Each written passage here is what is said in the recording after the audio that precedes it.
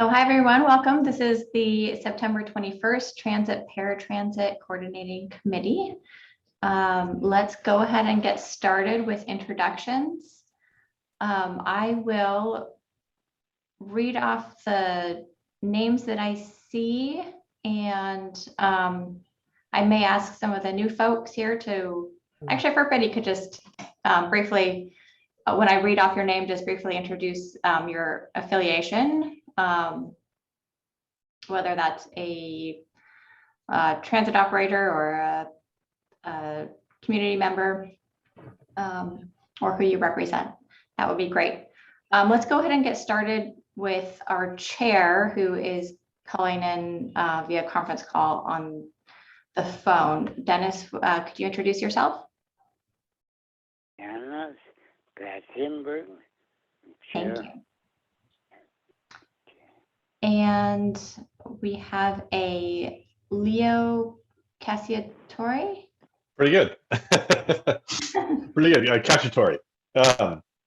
And so, yeah, I'm here from Circuit Rider over in Windsor and Santa Rosa, specifically for our Windsor Wheels program, where we provide transportation for local seniors as best we can. Great, thank you. Mm-hmm. And Tim Webster. Tim Webster, I'm with the Earl Baum Center for the Blind. And Tobias Weir. Hello, my name is Tobias Weir. I'm from the State Council on Developmental Disabilities, North Bay office, representing Sonoma, Solano, and Napa counties. Thank you. And Yuri Koslin. Yes, I'm Yuri Koslin with the City of Santa Rosa, manage the paratransit for the City of Santa Rosa. And April Pearson. April Pearson, Director of Sonoma County Paratransit. And Stephen Schmitz. Hi, Stephen Schmitz. I'm a transit planner with Sonoma County Transit. Drennan Shelton. Hi, I'm Drennan Shelton, a planner at Metropolitan Transportation Commission. And Orlando Ramirez. Hi, I'm Orlando Ramirez. I'm a transportation planner with Caltrans District 4. Great. Oh, John Gaffney. Hi, John Gaffney, ADA Compliance and Program Manager for the Golden Gate Bridge Highway and Transportation District. And Joanna Hewitt. Hi everyone, Joanna Hewitt, Senior Mobility Planner with Marin Transit. I'm here with John. We're looking at potential opportunities for improvement for the Marin Paratransit Coordinating Council. So just here checking out your meeting. Thank you for having me. Great, welcome. Well, thank you all. Did I miss anyone? No. Okay, great. So the next item on the agenda is approval of the notes. We have two sets of notes because we didn't have a quorum at our July 20th meeting. So we do have notes here from May 18th and from July 20th. Does anybody have any comments or corrections on the notes?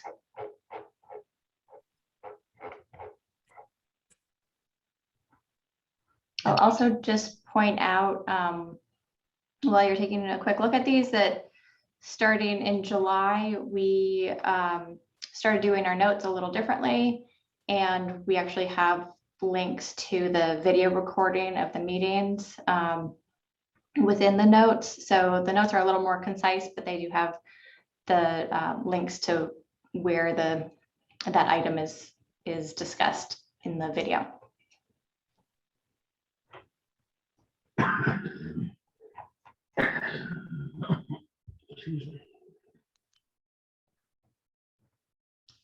So can I get a motion on the notes? I'll make a motion to accept the notes for the both meetings. Second. Great. Any objections? Great. Thank you all. All right, so the next item on our agenda is the MTC Coordinated Public Transit Human Services Transportation Plan update. And Drennan Shelton from MTC is here to discuss this item. Drennan, will you be sharing your screen? Should I make you able to do that, or? I hadn't planned on it. I mean, there was a memo in the packet, so I mean, I don't really have anything to show other than that. So. Okay, and I'd be happy to pull up the list if you want to cue me on that during your discussion. Yeah, I think it's okay. We can all just chat. But yeah, I appreciate you guys letting me have time on the agenda today. So MTC is beginning the update to the region's Coordinated Public Transit Human Services Transportation Plan, the Coordinated Plan for short. This is the plan that sets a blueprint for how we prioritize funding for transportation needs for older adults, people with disabilities, and low-income populations. So I'm going to run through really quickly the 5 recommendations, that big, broad policy recommendations that were in the last plan.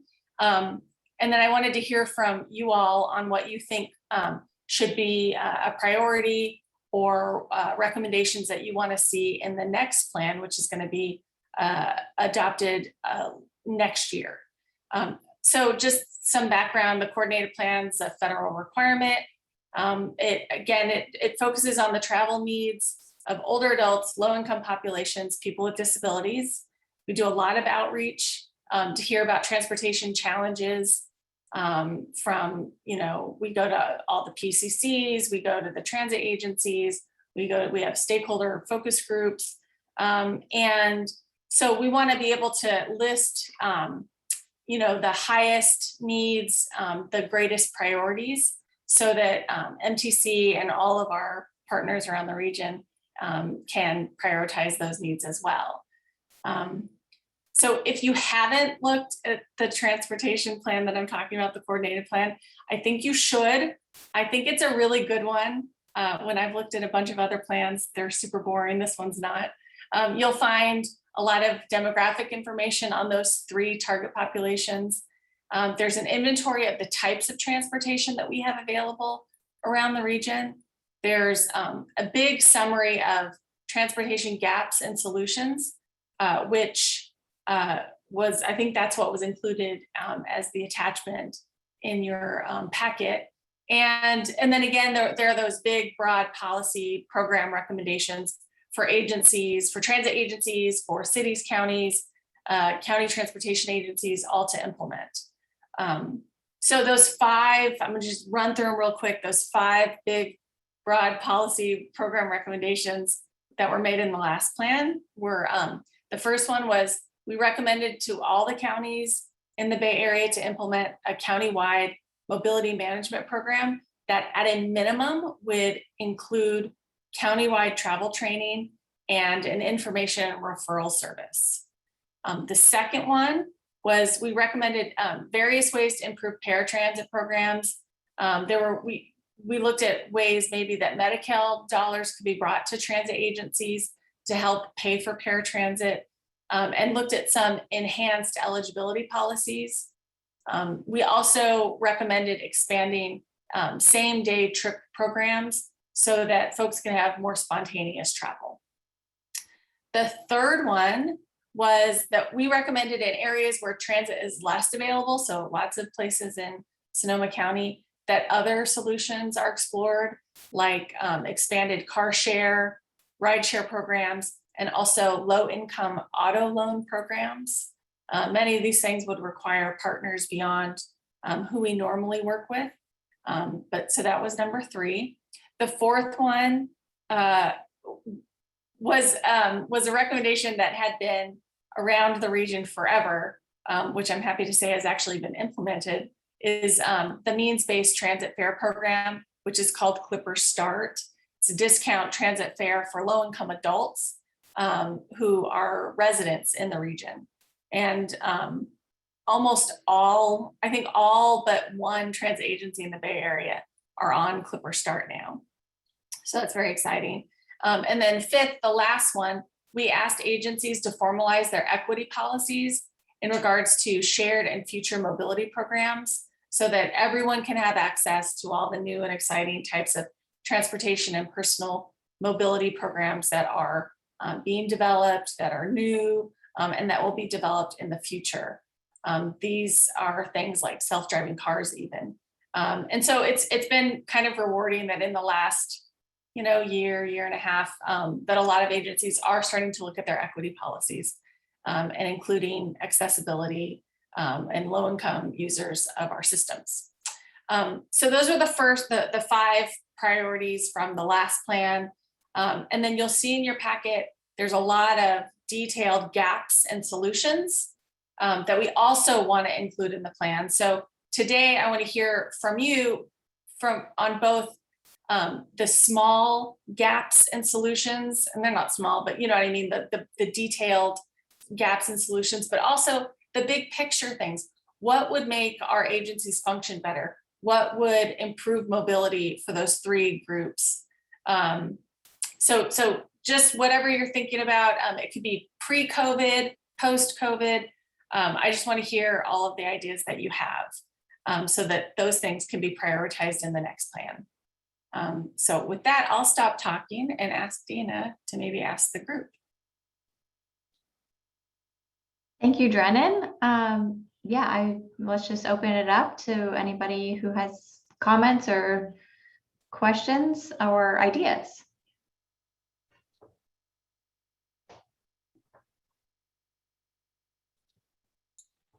Please don't be shy. And your name will not be ascribed to these things. I'll come up with something. Is there a way to publicize better travel training for the different agencies? And is there a status for who offers travel training right now for the different various agencies and who doesn't?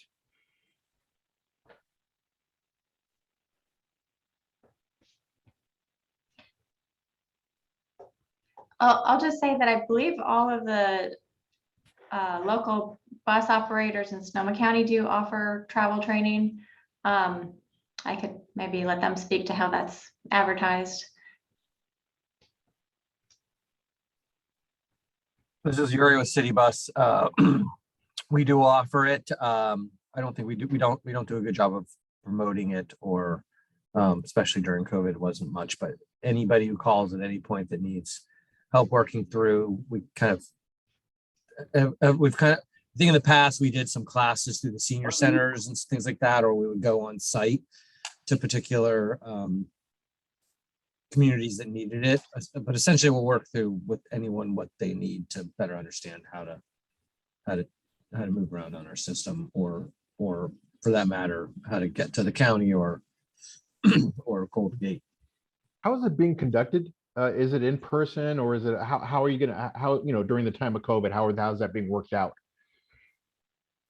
We haven't really done many during COVID. I mean, we've had extremely low ridership. So at this point, we would probably start with some phone calls or a Zoom meeting, or depending on what the capabilities of the individual are or the agency. So I think we would work through with anybody to make it work in a way that works for them.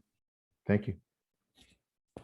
I have something to say. I don't know if anybody knows about this yet, but the JC is doing some major work on the Santa Rosa campus, and they have closed off the road that goes to the gym and in the back of the JC. And they're going to have that through the spring of next year. And they've also closed off parking lot C for the same reasons. They are doing some major remodeling, don't want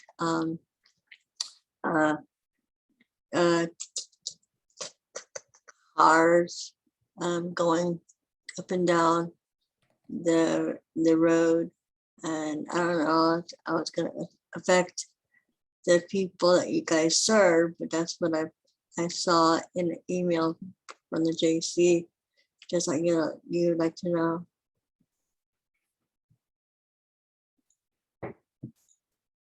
I think another nice thing would be instead of everybody having their own websites, if we came together and had one large website where you could click on, even if it's like volunteer, he was saying in Windsor, between Sonoma County, Santa Rosa, Petaluma, all the volunteer programs all on one website, and somebody could click on the link and it would take them to say a direct, if you wanted your own website, take it directly, but it was a web page for all transportation, whether it's the train, the buses, everything.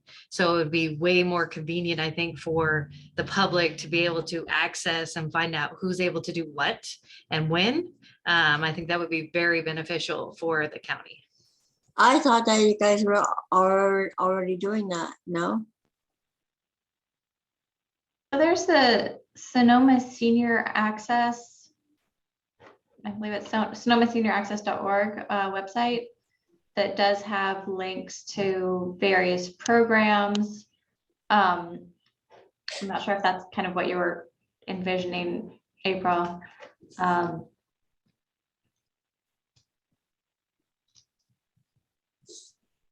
I've looked at Sonoma Access and it's okay. It's not the most convenient and it's not as beneficial. I think it definitely could use a little bit of improvement. But if we had one for just the transportation side, which a lot of people are asking for, you know, what can I do? I know Sonoma Access does have some of the links where they're improving on, is it just for medical? Is it just for, you know, you have to eligibility? I have been on that website many a times and we have it linked for all our operators, but I don't think it's updated as much as it could be as well. And how many people actually know about it? How is it put out? So people actually know that's a place that they could go. For a while, even our staff, until I had sent it out, nobody ever heard of it. So how do we get it out more into the population so people can actually use it and get comfortable using that website? I think that would be definitely beneficial in some way because we all get questions. I don't care what transportation agency, I'm sure you get questions every day on who does this, who does this. And some of that I can't even answer. I have to research it or I have to call the company to see if they're still doing that. During COVID, I know we're all short-staffed. Do we have somebody to say during COVID times, we're only doing this kind of service right this moment? Hopefully we'll get back to this other stage. But things are not updated as fast as I know we'd all like because we are all short-staffed and trying to figure out a plan to do that. But there's got to be a way where even the operators can look on something and say, oh yeah, this is for sure what's happening. Like with Yuri, we've been doing one seat ride for a while now. How many people actually know that? I know I didn't know that. So we've been not doing transfers. We're working with Petaluma. That's not through yet, but you know, all the changes that are happening, we don't have somebody to just go and tell and say, hey, this is the cool new things we're all doing so that the public also knows. I would agree second that with April because the senior site is only for a certain segment of the population that's probably going to be looking at that site. And also it would be better for everybody to be able to, especially now during COVID, a lot more people are online looking for information before they do anything. And if there's nothing available, especially if it's just on a senior site, the general population is not going to probably go to a senior site to look for travel information. So I would totally agree with April on this one and support her on that.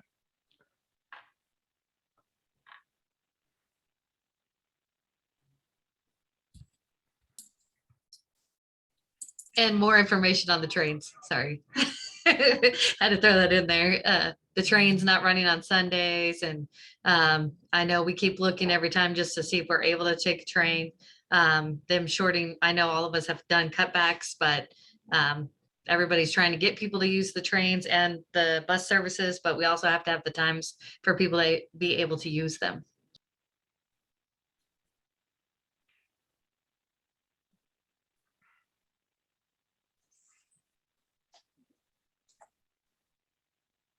What other things would make your lives easier in delivering programs?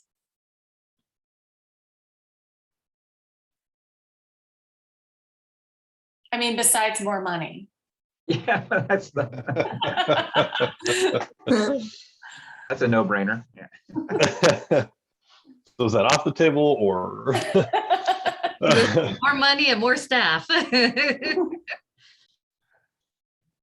Yeah, I'm trying to think I know that for ours specifically here in Windsor, our real hang up is recruitment for volunteers. We're dying right now. We're absolutely drowning. We have 3 volunteer drivers and I don't even know how many clients. And so we're trying to juggle that between these 3 people that just have time on their hands and just want to be, good people. So I know that for what we do specifically, recruitment is huge. So I don't know I don't know exactly what it is you guys do that would make any sense of that, but Well, how do you? but yeah, that's Do you incentivize in any way? Do they get reimbursed? we want to. In the same way, more money would be great.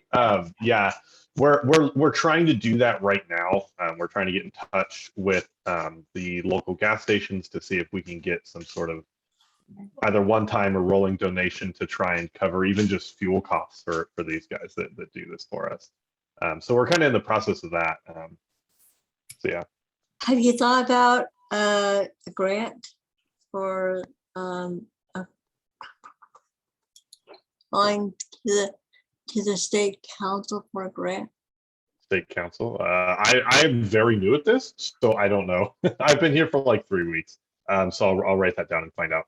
Because I can, who would know more than I can me. get you in touch with the state council if you're interested. Just send me an email. You can get my email from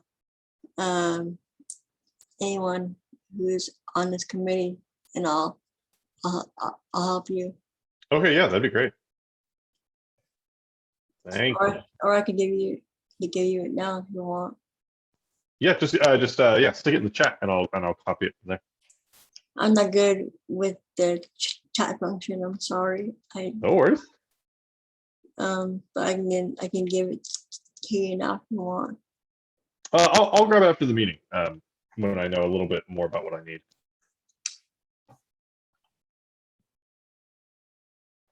One thing that I've heard people talk about in terms of implementing programs is that a lot of these specialized programs are funded through competitive grants that are difficult to administer. And there's uncertainty about how long they'll go on for. So that just makes it difficult to start programs, not knowing if you can continue them. What about Actually, what to say, you can, we're doing our state plan right now, and we are, we just got our grant funding, so there's money there.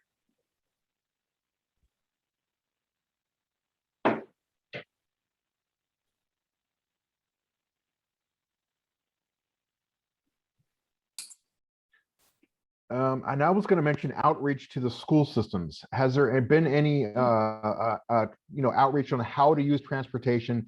I know I have teens myself who never used a smart train before, and they did one day, didn't know anything how to do anything.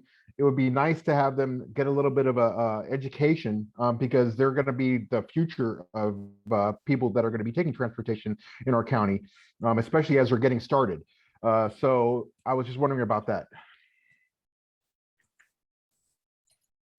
We this year we were able to, we're on an 18-month pilot starting on July 1st, city buses for unlimited rides for students 12th grade and younger.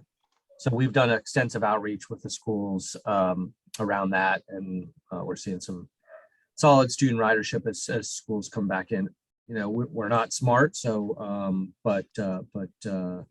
and we haven't had the schools reach out to us for necessarily travel training, but we've just most of our work's been just around making sure they have a student ID and making sure that they know that it's unlimited rides. I'm with Tobias though. If we also set up a program for like the high schools where we're trying to get more people to understand and want to ride transportation and public transportation out there and not have as many cars on the road, getting them to understand map reading, how to use the buses, even the trains to get on and off, I think it would be beneficial in the long run.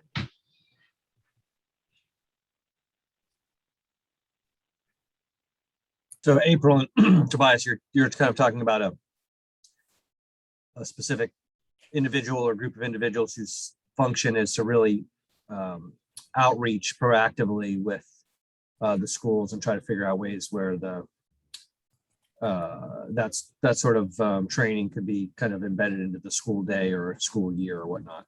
Yeah, unfortunately, the majority of kids get bused by their parents nowadays. And it would be nice, especially since you're offering this pilot program, to get more kids involved in that and get, as April said, less congestion on the road, maybe less parents taking their kids in the school time in the mornings and having more public transportation being utilized.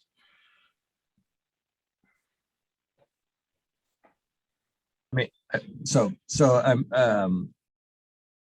think that's a good funding request for Drennan, but I'd also, from actually implementing it, we don't get a lot of back and forth communication with the schools. They're very, I think probably this time of year, they're just happy to be back. And they don't know for how long they're going to be in school,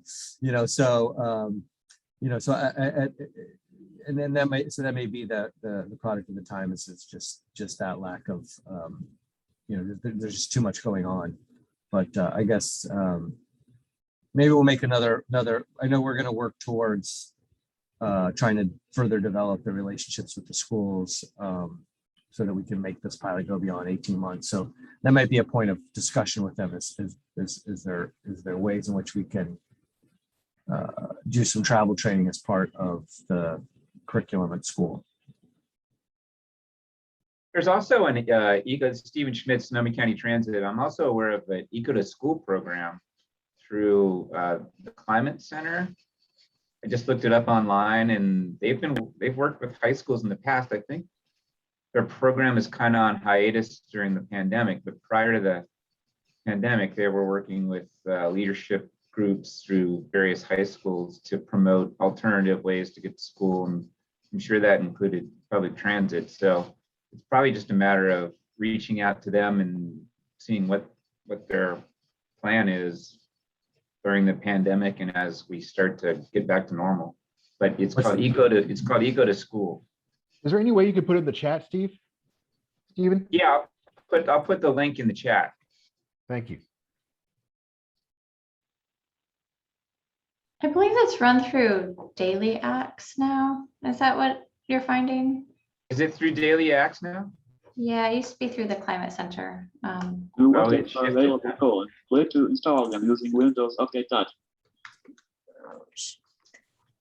What are we being bombed? No.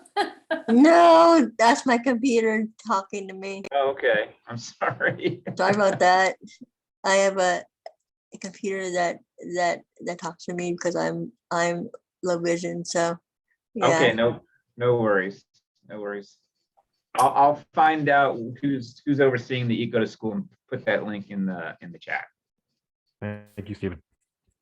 And let me ask you all, during COVID, there were a lot of changes.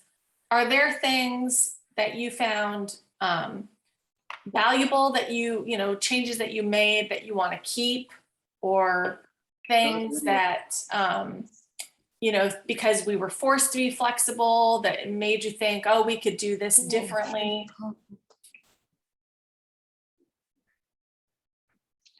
I think April's reference to the one-seat rides, I think, falls into that category. We've also started doing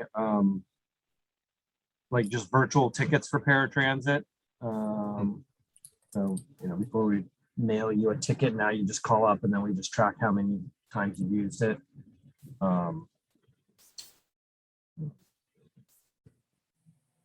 And I think, we used to do in-person interview assessments prior to COVID. Now we don't. So there might be an opportunity to kind of consolidate that eligibility with the county and Petaluma in terms of having the same application, so that it's not 3 different applications, even though they might have a different review process. Or maybe further, there's less of a, I think we've started some work on that.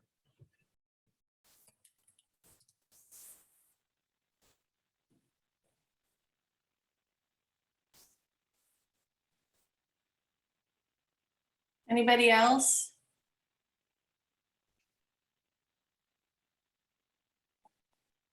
Okay, well, here's the deal. I'm going to be doing this for the next year or so. So if you think of anything, send me an email or call me.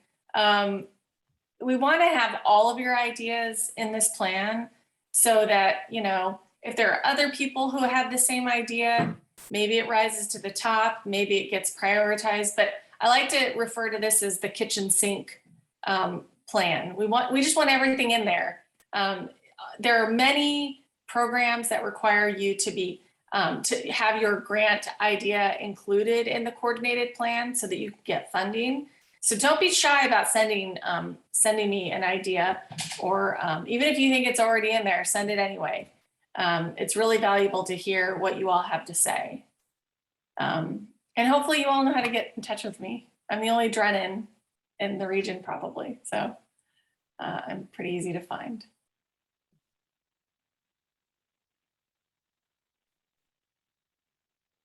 Thank you so much, Drennan. As this plan moves along, will you be doing more outreach in the area, or circling back with folks? Yeah, so we're definitely going to be doing more outreach. Rider input is really important as well. So we'll be doing a number of outreach events for that sort of thing. And then, yes, as we start to wind down the update process, there's always a chance for you to review what we have in there and comment. And as you'll see in the current plan, I like to publish all of the comments so people know how we've changed the drafts, because it's important to know, that you've made the comment and that there's something documented, that there's a change.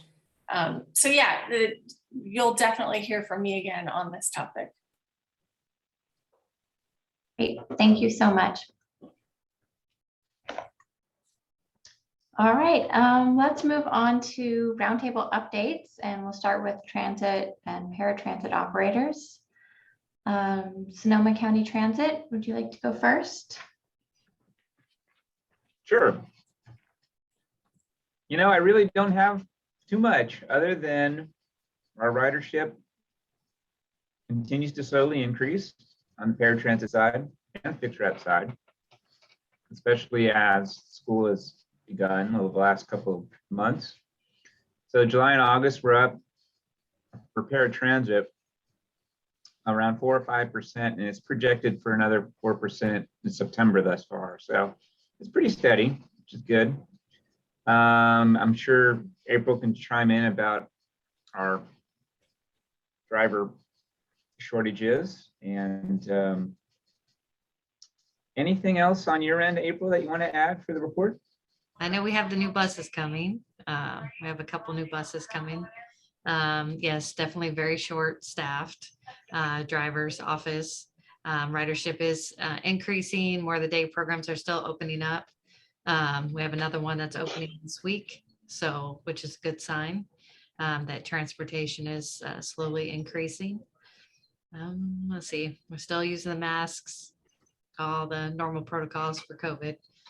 I don't think I have anything big either. We have some new programs starting, but it's not complete yet. Thanks, April. Great, thank you. And how about Santa Rosa City Bus? Yes, Yuri here, Santa Rosa City Bus. Similarly to the county, we've had some slight increases both in paratransit and fixed routes, particularly with schools coming back in session. Let's see what else? We're moving forward on electrification. We have the unlimited pass program for that's been piloted for students. And then we also have that for employers, residential units. So we basically have a program where, unlimited rides for anybody within a population. We continue to work with the county and Petaluma on future of transit integration, trying to do a better job of coordinating on a number of different topics with a kind of focus on a customer service from a customer service perspective. What else? Yeah, those are the highlights. Great, thanks, Yuri. All right, how about Golden Gate Transit? Yeah, our ridership as far as paratransit goes continues to be down. It is increasing, of course, as the day programs are opening up, though slowly, as they're also ramping up as well. Also, an announcement on the 13th of September, Marin Transit's board did award our paratransit contract to a new contractor, Transdev. That's really all I can say about that, as we're still in the middle of the procurement process, but just wanted to make that announcement.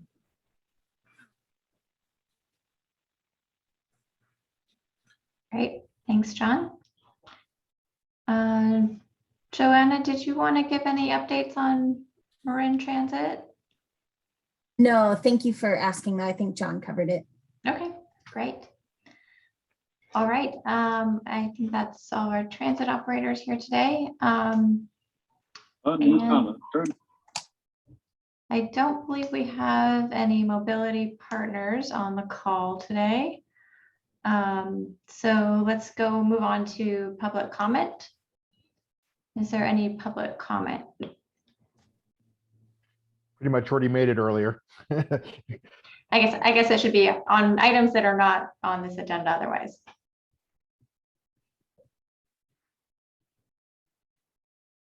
All right, hearing none, we'll move on to other business comments or announcements.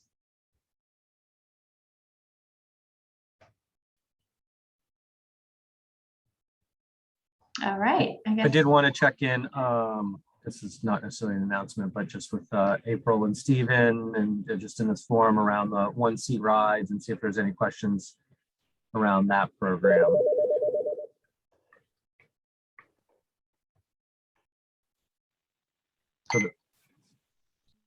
For those of you who don't know, the one-seat ride is essentially, and help me, April, but it's if you are a registrant, if you're paratransit, if you're registered in the city of Santa Rosa, will take you to north to Airport Road, VA, that area. We'll take you south, just to an area just north of Katati, and west will take you to the main part of Sebastopol, and east will take you to the Oakmont Burger Center. And then if you're April? I'll say for the paratransit side, not to Oakmont. And I haven't heard about the Sebastopol one yet for one seat.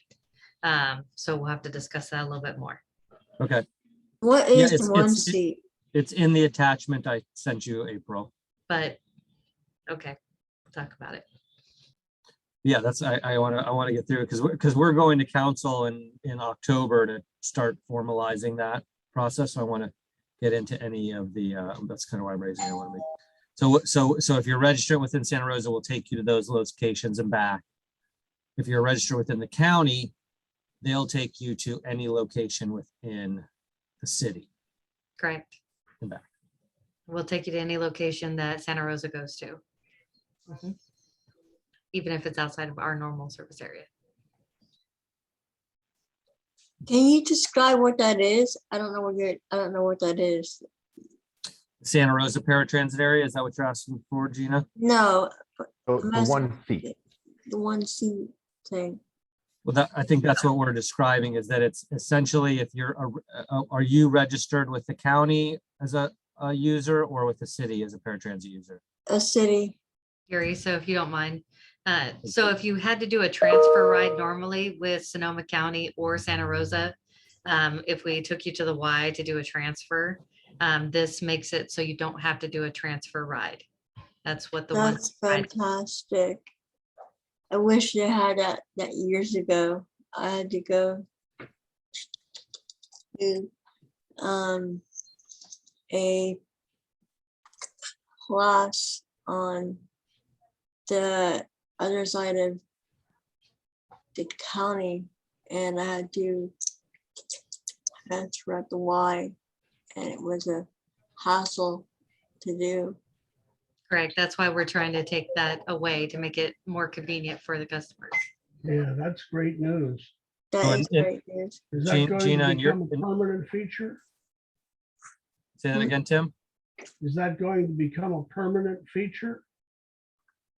That's That's what what- the plan is. That's So great. Gina, in your situation, since you're a city registrant, but you're going to a location that's may have been far beyond, you know, like where the city will go, then the county would have just picked you up from your location in the city and taken you to your final destination. And then taking you back. That's wonderful. That is great.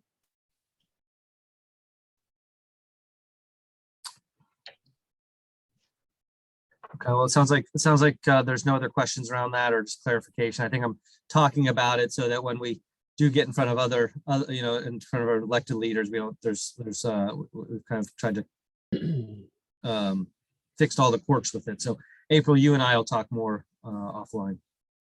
Yeah, I know Mohammed, Mohammed and I have been working on a couple and we haven't had any problems recently, but I want to double check on that Sebastopol location that you're Great. mentioning.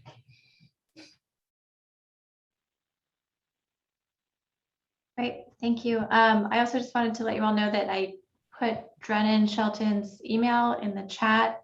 It's also in the agenda in the item number 3, and that staff report or emails there in case you come up with any ideas you want to email to her for the coordinated plan. Does anybody have any other announcements? Nope. Great. Well, thank you all so much. And our next meeting is on November 16th. So we'll see you then. Hey, bye-bye. Thank you. Bye. Bye.